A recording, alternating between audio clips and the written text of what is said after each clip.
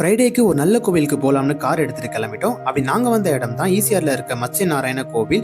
Mostly இங்க car விட இடமே இருக்காது. எங்க நல்ல நேரம் ஸ்ட்ரீட்ல இடம் இருந்துச்சு, ஓரமா காரை பார்க் பண்ணிட்டோம். கொஞ்சம் தூரம் நடந்து போனோம், கோவில் வந்துருச்சு. என்ட்ரன்ஸே ரொம்ப நீட்டா வச்சிருந்தாங்க. உள்ள போறதுக்கு முன்னாடி காலை கழுவிட்டு போற மாதிரி தான் இருக்கும். ஸ்டார்டிங்ல விநாயகர் இருப்பாரு, அவருக்கு ஒரு பூஜையை முடிச்சுட்டு பெருமாள் பார்க்க மேல போனோம். இங்க பெருமாள் மத்ஸ்ய அவதாரம் எடுத்த சிலையை அரிச்சிருப்பாங்க.